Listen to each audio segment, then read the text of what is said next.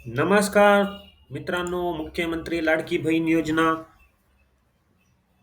अतिशय महत्त्वाची आणि इम्पोर्टंट अशी एक सूचना आहे.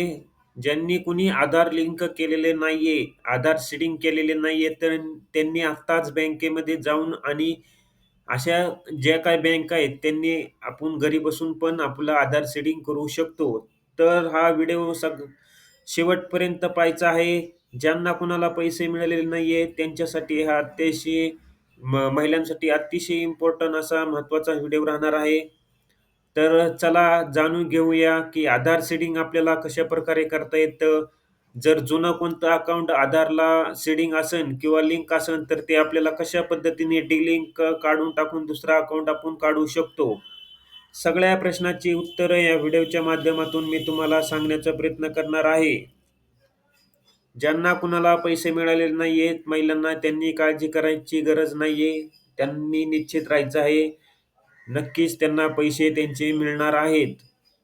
तर चला आपण बघूया. सर्वात प्रथम इथे माय आधारला आपण Googleमध्ये जाऊन टाकायचं आहे. टाइप केल्यानंतर जे काही आता विंडो ओपन होती, त्यानंतर आपल्याला आधार नंबर या ठिकाणी टाकायचा आहे.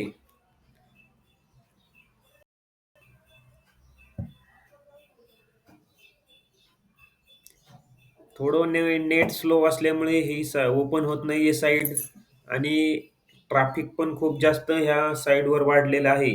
तर या ठिकाणी बघू शकता तुम्ही ही साईट ओपन झालेली आहे. या ठिकाणी तुम्ही माय लॉग इन करायचं आहे आधार पोर्टलवर. लॉग इनवर क्लिक केल्यानंतर तुम्हाला जो काही तुमचा आधार क्रमांक असेल, तो आधार क्रमांक या ठिकाणी तुम्हाला टाकायचा आहे. त्यानंतर तुम्हाला ओ-टी-पी येईल. तर चला मी माझा आधार क्रमांक तुम्हाला टाकून या ठिकाणी आधार नंबर टाकतो 53 55 55 99. तर या ठिकाणी आधार टाकल्यानंतर या ठिकाणी जे काही या चौकोनामध्ये आयकॉन दिसत आहे ते आपल्याला या ठिकाणी मेन्शन करायचे आहे. जे काही कॅप्चा म्हणतात त्याला. त्यानंतर ओ-टी-पी तुमचा जो काही तुमच्या आधारला मोबाईल नंबर रजिस्टर असेल त्या ठिकाणी तुम्हाला ओ-टी-पी येईल.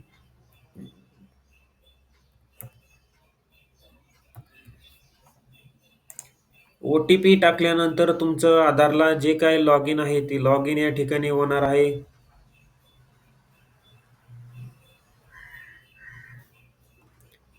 त्यानंतर मित्रांनो इथे भरपूर सारे ऑप्शन आहे. डॉक्युमेंट अपडेट, डाउनलोड आधार. तुम्ही आधारची जी काही तुमची पी-डी-एफ असेल ते पण तुम्ही या ठिकाणी डाउनलोड करू शकता. ॲड्रेस जर अपडेट करायचं असेल तर या ठिकाणी तुम्ही ॲड्रेस पण अपडेट करू शकता. बँक सीडिंग हे एक ऑप्शन आहे. या ठिकाणी तुम्हाला क्लिक करायचं आहे. त्यानंतर इथे बघू शकता congratulation your Aadhaar bank mapping has been done. माझं ऑलरेडी हे अकाउंट आय-सी-आय बँकेचं ज्यावेळेस माझं सॅलरी अकाउंट होतं त्या ठिकाणी अपडेट केलेलं होतं ई-के-वाय-सी. ते कधी केलं होतं हे मला सुद्धा माहिती नाहीये.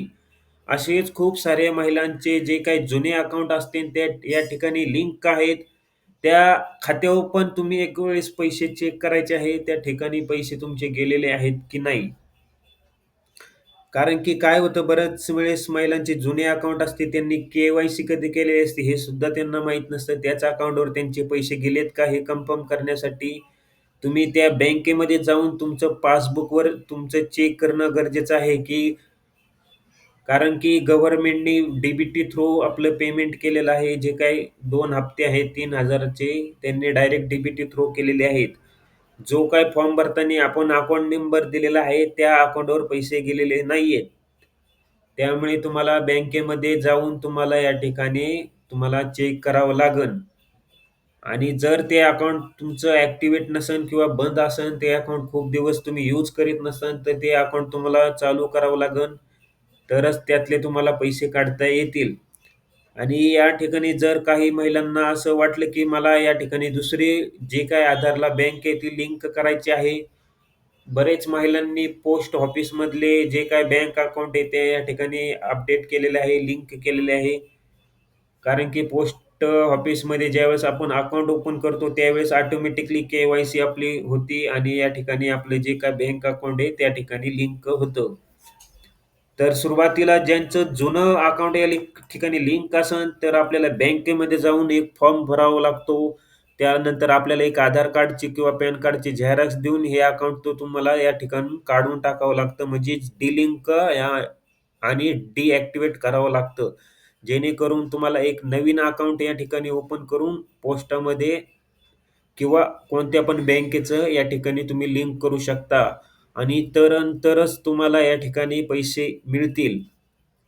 ही प्रोसेस खूप किचकट आहे. अशा खूप महिलांना समस्यांना तोंड द्यावं लागत आहे. तर सिंपल मी या ठिकाणी तुम्हाला सांगतो, की शक्यतो तुम्ही पोस्ट ऑफिसमध्ये जा. त्या ठिकाणी तुम्ही नवीन एक खातं ओपन करा आणि या ठिकाणी तुम्ही आधारला लिंक करून घ्या.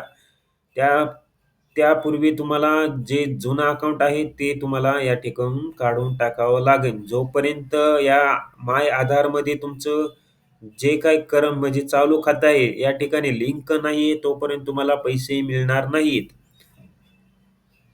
तर नक्कीच समजलं असेल तुम्हाला, की काय कशी प्रोसेस करायची आहे. जर कुणाला काही या संदर्भात अडचण असेल, तर नक्की कमेंटमध्ये कळवा. आम्ही तुम्हाला हेल्प करू.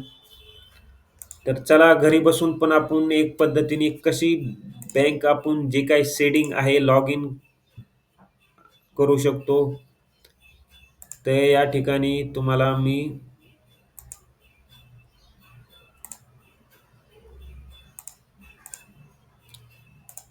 दाखवतो.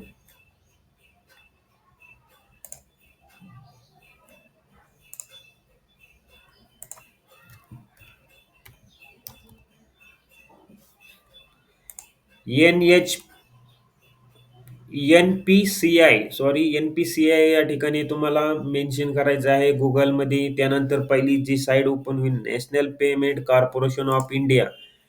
या साइटवर क्लिक केल्यानंतर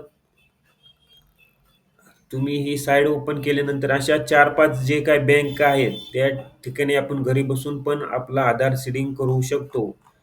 चला तर ही साईट ओपन झालेली आहे. या ठिकाणी तुम्हाला सर्वात प्रथम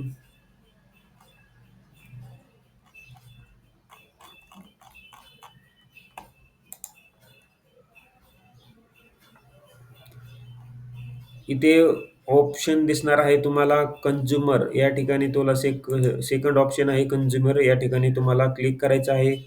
त्यानंतर भारत आधार सीडिंग या ठिकाणी तुम्हाला क्लिक करायचं आहे.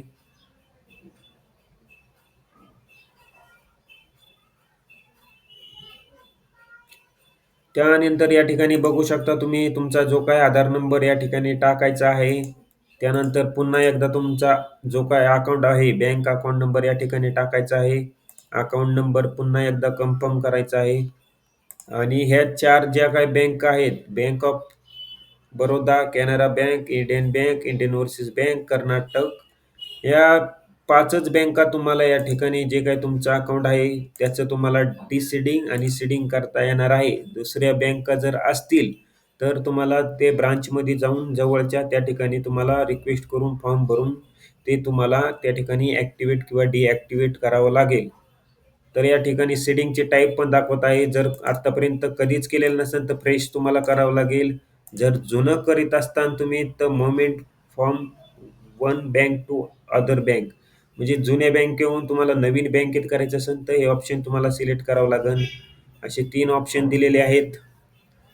तर ह्या बँका शक्यतो कुणाच्या नसतील. Canara bank, bank of Baroda mostly ज्यांचे स्टेट बँकेचे खाते आहेत. तर या प्रकारे तुम्हाला प्रक्रिया करायची आहे. कोणाला काही अडचण असली तर कमेंटमध्ये कळवा. हे व्हिडिओ शेअर करा जेणेकरून दुसऱ्यांना मदत होईल. लाईक करा, सबस्क्राईब करा. भेटूया नवीन व्हिडिओमध्ये. धन्यवाद.